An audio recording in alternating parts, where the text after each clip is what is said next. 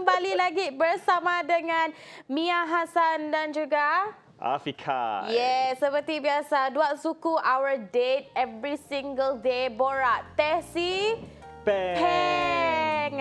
Kai seperti biasa banyak barang kita mau kelakar and hari tu kita everyday kita ada guest tapi guest hari tu nya lain daripada yang lain. Yes, true. Yes. Special. Kenapa yang lain Kai?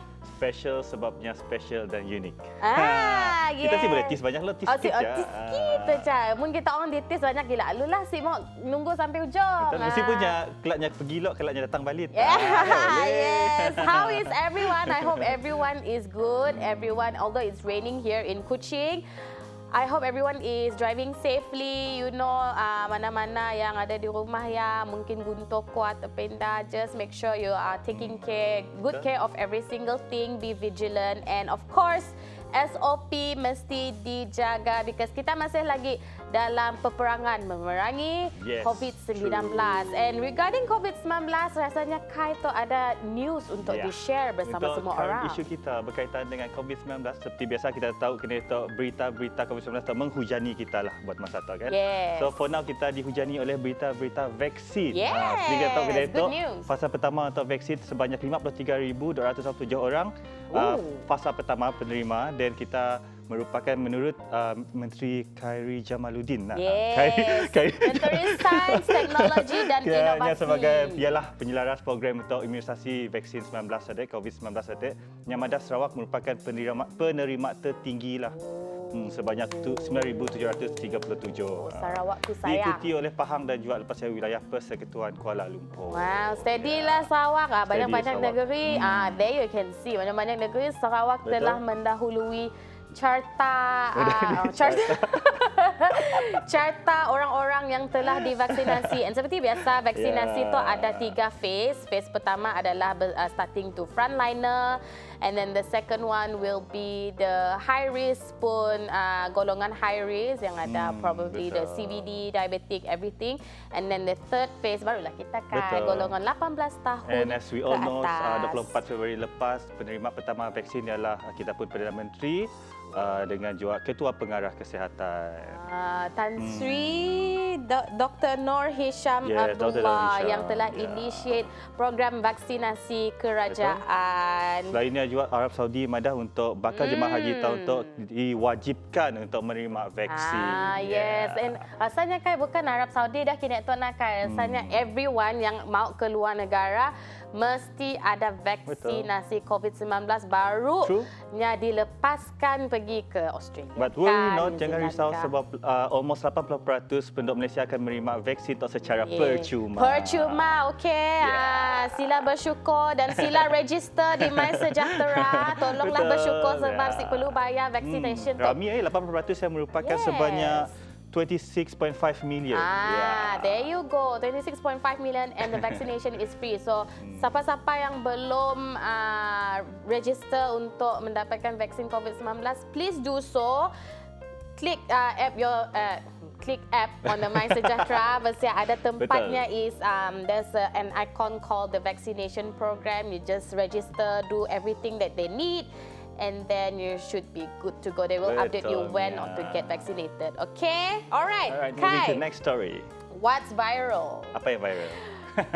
Still regarding vaccine juga. Okay. Still regarding vaccine, but rasanya semua frontliner, sige salah frontliners kah or orang yang kerja di hospital lah, MA, MO, HO. Whoever lah. Yang ada dekat hospital lah. Yes, daknya akan kita fikir daknya si takut jarum. So daknya dia benda yang dia main kebiasaan harian. Yes, dia daily life tapi lainlah sebenarnya dengan abang kita tu. Cuba kita orang nangga videonya dulu nya takut ke sih dengan jarum tu. Gus tak nangga lo.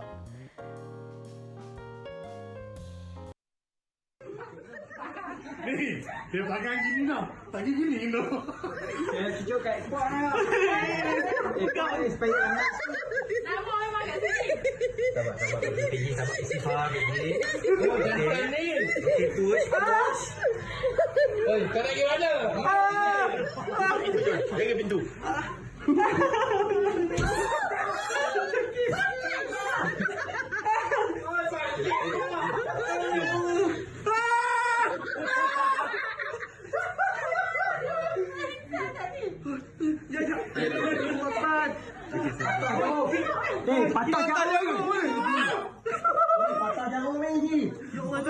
Pantai yang lu. Jangan kena. Astagfirullahaladzim. Mak tolong, Mak. It's like the end of the world for him. 3 orang mana? 3 orang mana? Wah, dah si dapat pagi. For you, Kai takut jarum. Kai okey. Kai okay. Depan kamera pada okey lah. There you go. See, there you go. For me, I think I'm okay lah. Because usually when Mia kena vaccinate or anything yang involve jarum, I will just look at it so that I can expect when the pain is coming. Okay, that's a good tips. Yeah, that boleh you have to look at it. Yeah. Lah Bila you tengok like here, bila you tengok the jarum is going into you, you have to look at it. Okay, then your brain, okay, the pain is coming. Tapi sian lah bang tak sebenarnya. Because people will mock him, you know. Nurse ke It's macam okay, ni. it's funny, it's cute somehow. Yeah, kesian banyak sebenarnya. But you never know, you know. Even though you're working with it every single day, you akan mun you dah takut. Betul. Takutlah kau. Sebab lah jangan salahkan kita di hospital kita mau tunggu giliran lama nak. So benda-benda macam tak terjadi lah. Paksa kau nunggu nak dulu. Nurse dia dulu kena vaksinate. Padahal nurse tengah berkelahi di dalam. Mesti silap nak keluar larinya. Masih depan dah vaksin. Yeah. Okay, we're gonna go on a short break. Tapi jangan ke sini-sini. Boleh lah ke banyak lagi sini-sini. cerita menarik lepas Banyak tu. lagi cerita yang kami orang akan share dengan kita orang. Memeriahkan hari Sabtu. Jadi, don't forget apa? Don't go anywhere. Don't habis. Kembali lagi dalam Borak Teh Peng.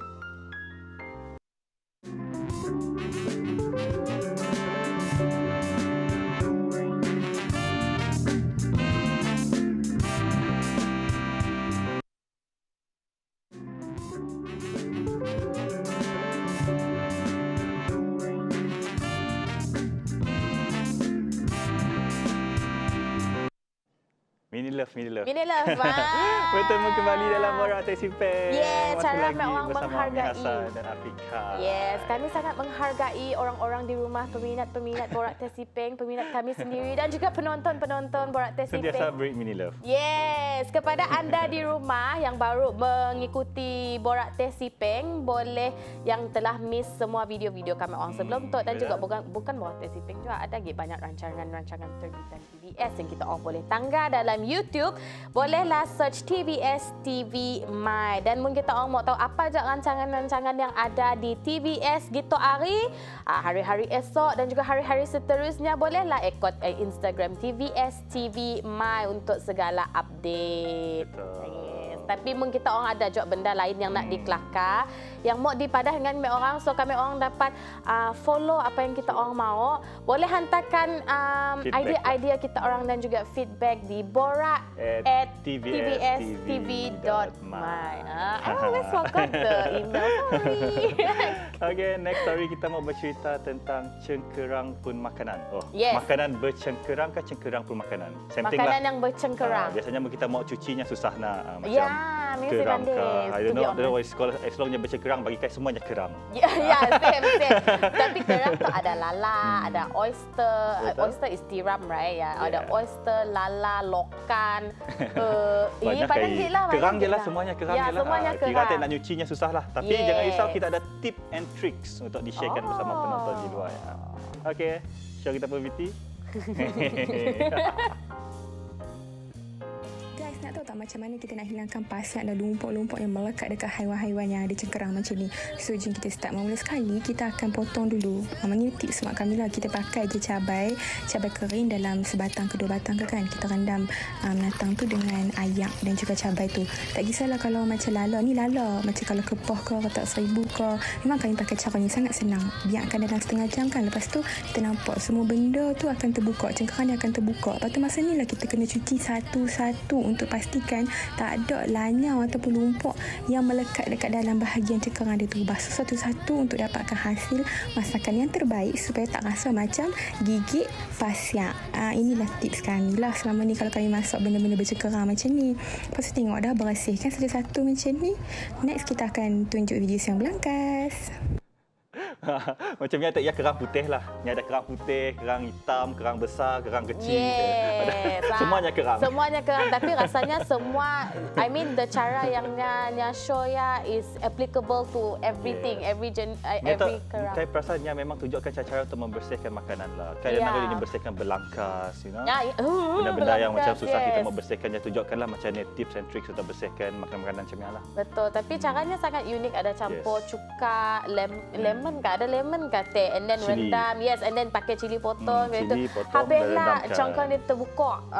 Lepas tu rinse sampainya bersih. Yes, Mia dulu, Mia sih tahu, which is a good sharing though, because Mia akan rendam lah mai tandah lah pastinya keluar ni pun. I don't even know how to, because Mia sih makan kerang. I'm not a fan, yeah. So when I saw that, okay lah, maybe I can cook. Si makan kerang aja kah? Si makan semua benda yang bercengkerang? Semua benda yang bercengkerang. No, kecuali mun tiram, it's in the bottle. Okay, ya lain. Ya si termasuk. Okay, next story. The next one, okay, kita tu orang dah gila one thing, okay? I know. Which is Gila, emas. Every time dia buka Facebook, oh emas dah turun agak, oh emas dah naik agak, emas dah this agak, oh emas dah naik agak, jom. I think it's a good investment lah, Nah. Yes, tapi adakah anda tahu harga-harga emas kini? Apa beza-beza emas sekarang? Mia sih tahu. Betul. Yang Mia tahu ada harga grading. emas hanya bergantung dengan kualiti lah, Nah. Yes, jadi tok kami orang mau share di Borak Tersiping beza-beza emas sebelum kita orang pergi petang tok, kita orang pergi nak beli emas, bagus kita orang dengar loh tok. Mesti tahu lah jenis-jenis emas.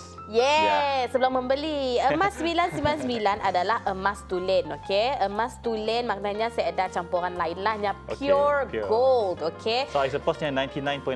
Yes, 99.9%. There's nothing inside except gold. Usually orang tua panggilnya emas 10 and then orang pun tunggahnya emas 24K. Okay, wow, 24K.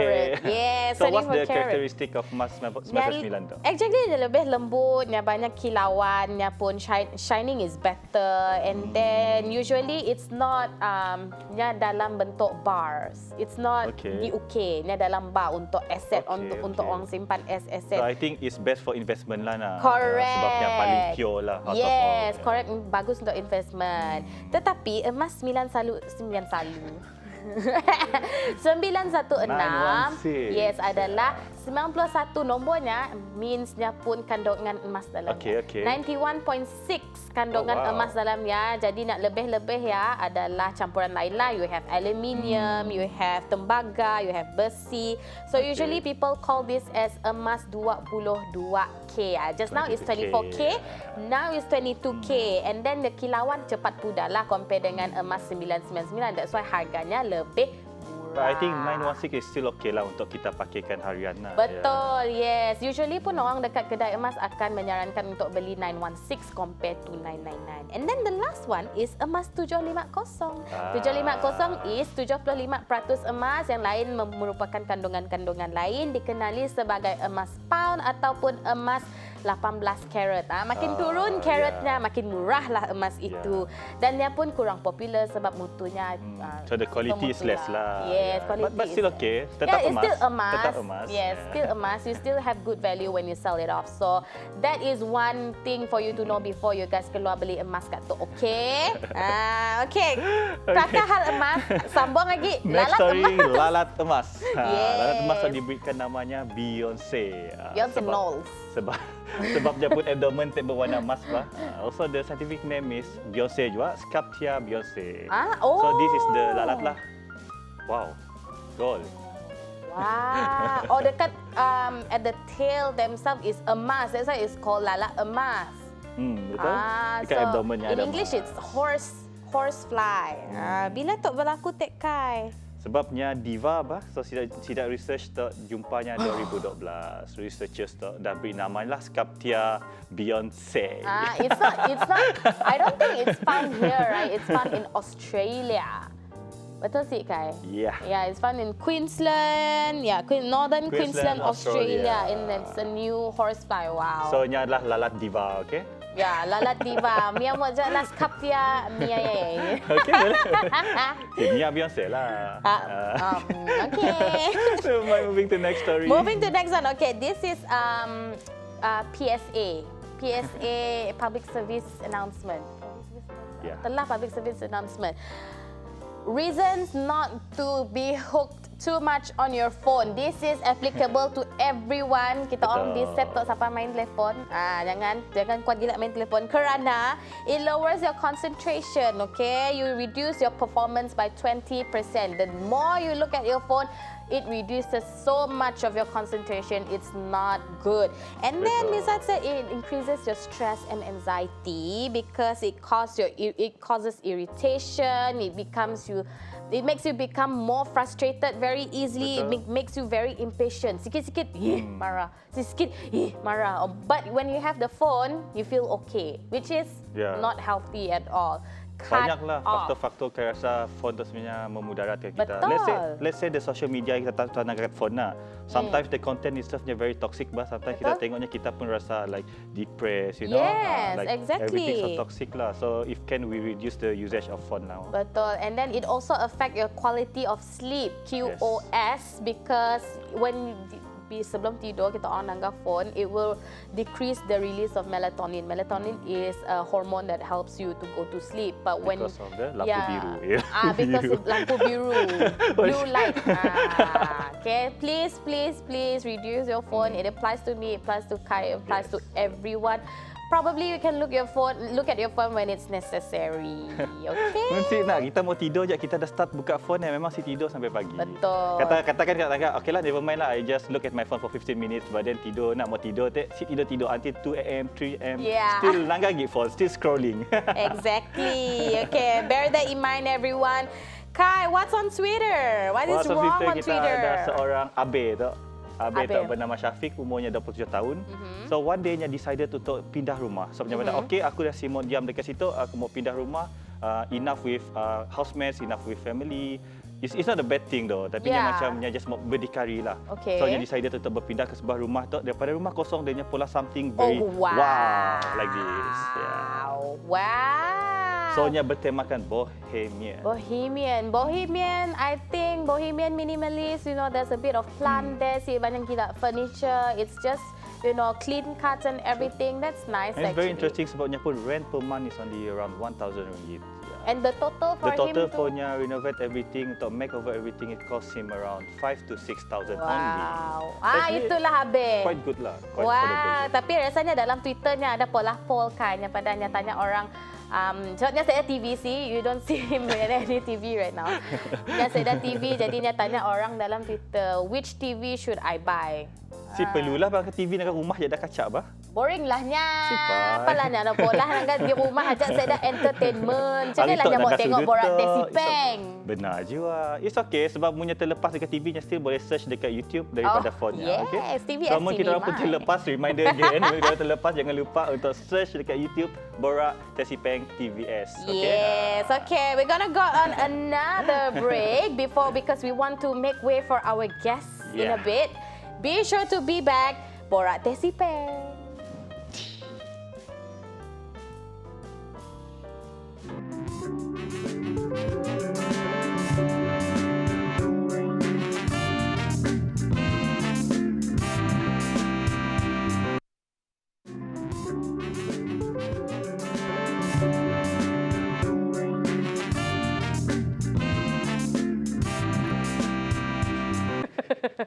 Hai, terima kasih kerana masih lagi setia bersama dengan Mia Hassan dan juga Afikai di Borak Desi Peng. Seperti biasalah kami orang akan ada empat guest dan setiap hari guest, hari itu lain lagi guestnya. Okay, Kai pernah familiar dengan seni kaligrafi? Seni kaligrafi. Pernah dengar tapi jaranglah terlibat dalam seni kaligrafi. Susah, okay. It's very intricate, it's very detailed. Dan bukan dengan besya-besya. itu, yes, bukan besya-besya. Dan dengan itu, kami orang sangat berbesar hati. Ada pakar seni kaligrafi hari itu. Introducing Encik Abdul Salam bin Haji Morshidi. Welcome to Borak Desi Peng. Okay, kita okay hari tu. Okay, alhamdulillah. How are you feeling? Untuk first time sama dengan Nia lah. Dalam slot kita bagi untuk petang untuk Desi Peng. Yes, Borak Desi Peng. Borak santai Desi Peng. Okay. Di depan tu dapat kita tengok Encik Abdul Salam pun seni. Seni artwork, okey. Tapi kita akan kakak lebih lagi about seni tu. Kita mau tanya Encik Abdul Salam tu sendiri. Macam ni boleh start dengan seni kaligrafi tu? Apa titik permulaan? Titik permulaan. Yes, titik permulaan. Okey, bismillahirrahmanirrahim. Sebenarnya kami itu bermula nulis tu sejak tahun 2002. Hanya terdetik daripada minat kami dengan bapa kami yang nulis dulu. Jadi sejak daripada dah coba-coba nulis dan terus cenderung kepada seni itulah. Belajar daripada 2002 sampai kini tu almost 19 tahun dah dalam bidang tu. Okey, minat tu memang melalui dengan cara menulis secara tradisional. Yang more kepada penulisan tradisional. Maksudnya memang mengakir tangan tu 100%. Daripada 2002 sehingga kini itu semua adalah daripada tangan. Saya dah pakai mesin semua yang 100% handmade lah. Okey, masa kini itu kita ada macam-macam kaedah. Jadi macam kita nanggar di depan tu. Kelak lepas tu kita akan tunjuklah. Sedikit sebanyak berkenaan dengan yang tu nyamuk kepada digitalize. Okey. Okey, yang tu hanya tetap juga tulisan tangan saya. Okey. Jadi yang background tu adalah implement daripada penggunaan software Photoshop. Okey. Jadi yang kedua tu adalah 100% tulisan tangan. Itu adalah tulisan tangan. 100% tulisan tangan. Dan kertasnya juga adalah handmade. Diolah daripada putih telur dan diawet. Kertas itself pun handmade. Bukan putih telur dan diawet sedikitlah dengan menggunakan teh. Jadi untuk molah tu bukannya mudah. Yang tu senanglah sikit dan value-nya pun sama. Digitalize. Okey, digitalize tu punya banyaklah. Mau kita nanggar kini tu kita boleh akses mana-mana tekan seni kaligrafi banyak keluar dalam Google. Okey. So macam yang handmade tadi nak biasanya untuk art yang macam tu berapa lama untuk kita siapkan? Okey, untuk biasanya yang tu memerlukan masa tempoh yang panjang. Kurang-kurangnya adalah sehari ya. Paling minimum 4 jam. Jadi for the whole thing kah? Bukan, untuk finishing semua tu memerlukan saya ambil masa dalam lebih kurang 2 ke 3 hari. Untuk siap. 2 ke 3 hari. Itu termasuk frame lah. Maksudnya artwork tu memang kita akan buat banyak proses dari segi lakaran, menulis, kemudian ada finishingnya. Okey. Wow, okey. Jadi semua tu minat untuk Encik Abdul Salam membuat seni kaligrafi tu start dari ayahanda. Ayahanda, yes. Okey. Tetapi rasanya setelah beberapa tahun berlalu, now pun kita masuk dalam dunia moden, dunia serba moden. Sebelum tu kaligrafi mungkin di tangga orang gila lah. Kita boleh dapat mandas di tangga orang gila. Kaligrafi, mungkin tu tulisan Arab, apa indah. Tetapi kini tu kaligrafi tu dah lebih moden. Ada mixture of abstract macam tu. Ada mixture of abstract, ada contemporary. Jadi pada pendapat Cik Abdul Salam pun adakah tok satu batu loncatan untuk membuat seni kaligrafi lebih dikenali ramai? Okey, mun kami pun lah kami akan masuk dalam 2 bidang yang berbeza, seni kaligrafi dan digitalize lah. Yang lebih mudah disebut sebagai grafik lah, grafik and design. Jadi yang tu perlu pakai apps, yang tu adalah tulisan tangan. Maksudnya saya gabungkan antara 2 elemen tu untuk memudahkan benda tu dapat diterima oleh semua orang. Ada orang tu yang suka tradisional, Yes. Jiwanya old school. Betul. Jadi ada orang yang suka warna-warni dan yang suka modern, elegan, dan kita akan dan murah juga lah. Yang tu lebih murah compare dengan tu. Jadi yang tu hanya kira kita boleh duplicate, tapi tetap tulisan tangan saya sendiri. Belakangnya ajaknya pun background. Cuma cara apa? Method yang digunakan untuk produce different. Macam tu, mau saya nak molahnya setahun sekali aja lah. Sebab nak dapatkan feel lagi, nak dapatkannya pun masanya lagi. Jadi setahun sekali.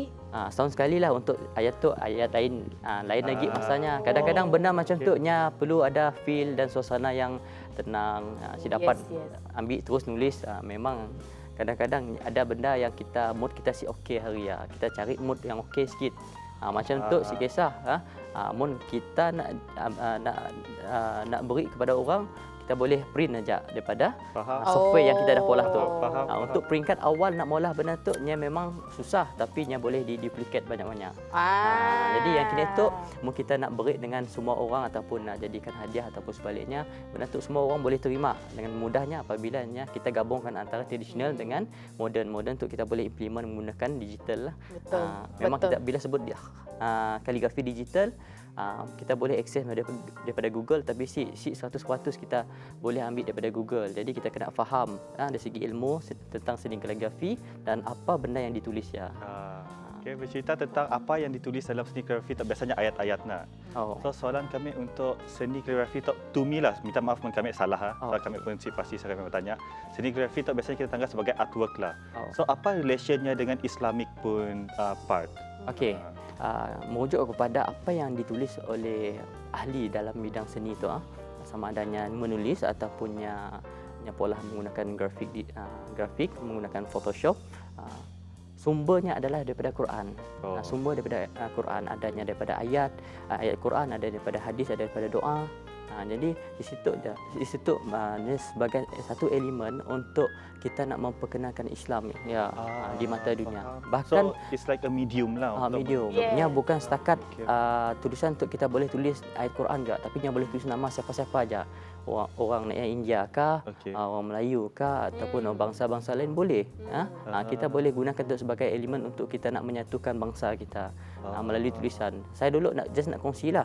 Masa di Putrajaya dulu saya pernah mula persembahan penulisan di satu pesta Floria yang dianjurkan oleh Perbadanan Putrajaya. Masa saya menulis dan saya terkejut nangga ada orang layap nangga.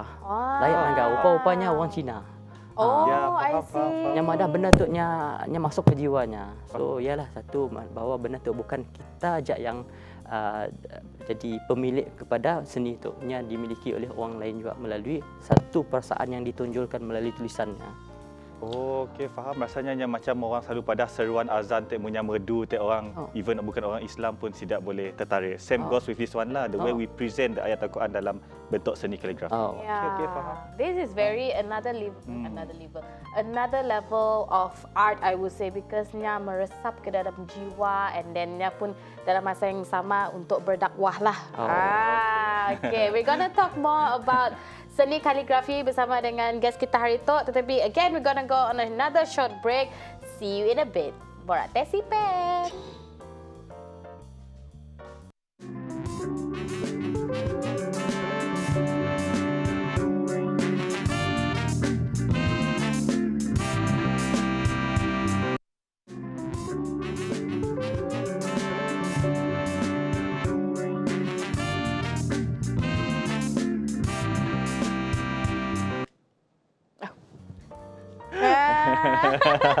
Bertemu kembali dalam Borak Tesi Peng. Masih lagi bersama kami Afika, Mia Hassan dan juga Encik Abdul Salam. Our pakar seni kaligrafi. Okey, rasanya adanya nak show sesuatu, ada gambar eksklusif. Encik Abdul Salam kata, boleh kita tengok gambar yang lo. Boleh saya explain sikit apa tu? Yang tu Encik Abdul Salam dengan our CM Abang Jo. Boleh cerita sikit ke apa pencapaian manis tu, kenangan manis Encik? Alhamdulillah, setakat tu kami banyak molah. Kami banyak molah khat kaligrafi tu dengan VIP lah, terutamanya CM kita. Dan paling manis sekali, saya diberi peluang untuk molah satu karya untuk diberi khas kepada Yang di-Pertuan Agong kita. Wow, rasanya ada gambar juga. Ada si gambar. Wow.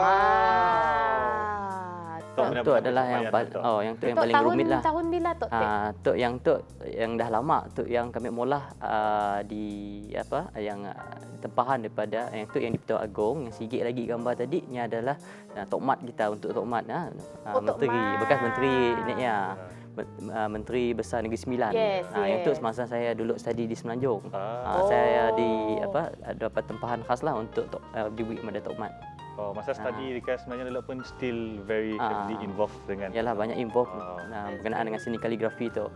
So mun nanggalah kita tadi perkongsian gambar tadi sebenarnya ada sebahagian daripada perjalanan Saya dalam bidang seni khat tu, mun nak di tangga, saya banyak juga ni ya molah beberapa khat ataupun kaligrafi. Mun khat tu biasanya saya sebut khat lah. Kaligrafi itu merujuk kepada kaligrafi Arab. Saya bukan nulis di atas tu, saya ada job molah di masjid. Banyak masjid-masjid yang saya dah pola, antaranya di masjid di Semenanjung pun ada, dan antara yang terbesarlah di Masjid Ladang Terengganu. Saya masjid dia adalah Makam Diraja Terengganu. Dan untuk di Sarawak tu saya ada molah khat kaligrafi tu di Baitul Makmur 2. So bukan jalan di atas kertas. Ada juga di beberapa tempat di masjid Seat limit di atas kertas sahaja. Seat Dekat limit bangunan dekat pun bangunan ada. pun ada juga. Banyaklah hasil karya Cik Abdul Kaab Alhamdulillah. Okey, rasanya untuk seni kaligrafi tu semua orang minat. Betul, semua orang minat sebab mungkinnya memerlukan skill. Bagi kita ni pun perlukah seseorang yang ada skill ataupun skill yang boleh dipelajari kah? Betul. And then belia kini tu rasanya minat dengan seni kaligrafi itu. Okey, dari segi pemerhatian saya sendirilah, kebanyakan belia kini tu dah cenderung untuk minat kepada bidang seni kaligrafi itu. Yang bukan apa, benda tu nya dilihat sebagai satu nilai komersial. Yes. Yang boleh dikomersial. Kemudian ya ada satu keseronokan bila kita nak nulis tu.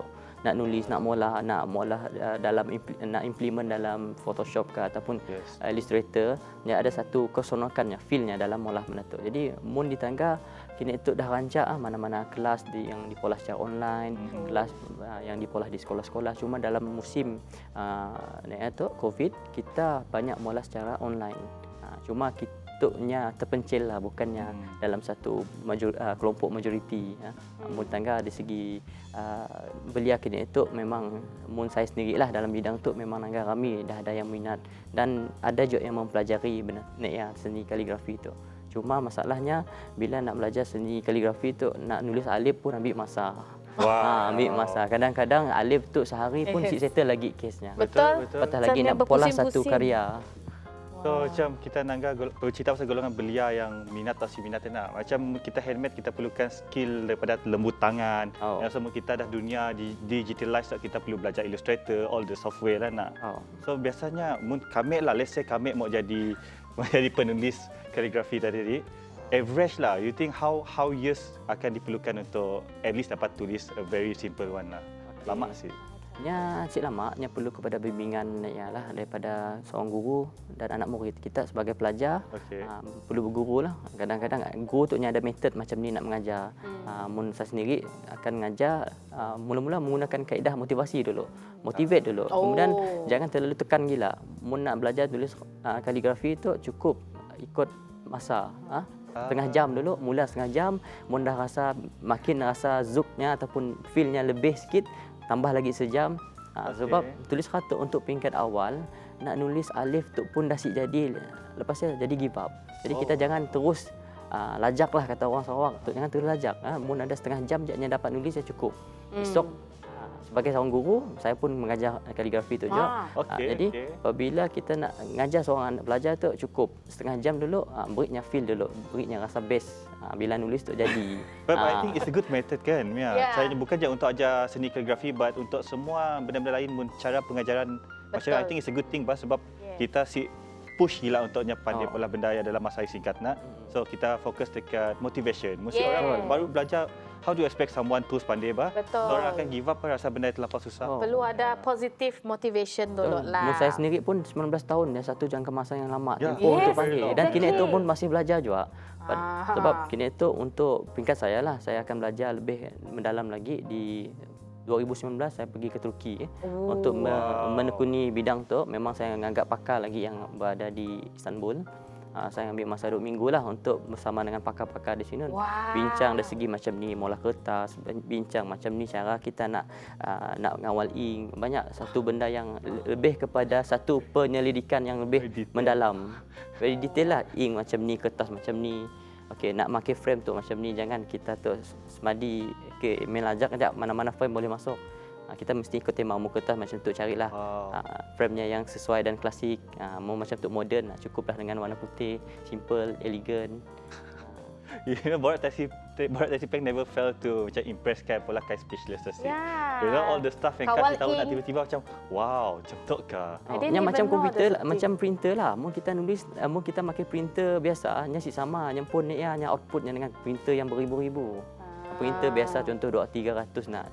Okey, kita nak print gambar. Okey, nya umpama tangan orang menulis tu nya macam printer lah. Macam kita tadi nanggam mula-mula. Okey, yang tu tulisan tangan kah? Contohlah mun kita nanya lah. Okey, yang tu tulisan tangan. Oh, benar tulisan tangan. Cuma bila nak sampai satu tahap khat tu ataupun kaligrafi tu ditulis secara sempurna, nya kedak komputer. Yes. Okey. Tok, bukannya yang seni kaligrafi adalah sesuatu yang sangat mungkin rare, bukannya senang untuk dicari. Tapi mun orang molah menyuruh Encik Abdul Salam sendiri molah seni kaligrafi tu macam ni orang mau tahu hasil Custom seni. lah. Yes, custom dari Okey. Facebook kah? Mun siapa-siapa berminat di luar nun boleh pergi ke page Facebook saya sendiri, Salam Kaligrafi Art di Facebook, ataupun pergi ke kedai saya di Wisma Hopoh. Wisma Hopoh tu nya mun kita naik tingkat 1 terus nangga sebelah kanan. Salam Kaligrafi, memang signage memang ada ditulis atas ya. Nya facing dengan kedai Formula 1. Promote sekali kedai Formula 1. Siapa yang biasa molah baju tahu dah kedai Formula 1 ni macam ni. Nya depannya. Okey, Salam Kaligrafi. Okey, be sure follow-nya pun Facebook, pergi ke kedainya di Wisma Hopoh. Betul. Okey, short and sweet, apa lagi pesanan, ada kata-kata akhir dari Encik Abdul Salam kepada peminat seni kaligrafi di luar sana? Okey, harapan saya sebolehnya kita cuba pertahankan khazanah Islam yang terbesar tu, yang Betul. tertua tu. Di mana apa yang kita mbak kini itu yang kita tulis kini itu adalah nya daripada asalnya daripada Islam yang pun datang. Islam datang bersama dengan wahyu. Wahyu yang ditulis oleh satu tulisan yang disebut sebagai kaligrafi ataupun seni khat nasakh. Tadi. Okey, pesanan-pesanan dari Encik Abdul Salam, our pakar seni kaligrafi untuk hari ini, our guest of the show. Okey, terima kasih Encik Abdul Salam kerana sudi bersama dengan Nia dan juga Kai di Borak Tesi Peng. Good sharing, good info as always di Borak Tesi Peng. Jadi esok kami orang ada guest yang lain lagi. Jangan lupa bersama dengan kami dua Kai Afiq seperti Kai biasa. dan Hasan. Mek Afiq Kai, sorry. Okay. Mek Afiq Kai di Borak Tesi Peng. Our date as usual 2:15 TVS saluran 122 dan My Free View 122.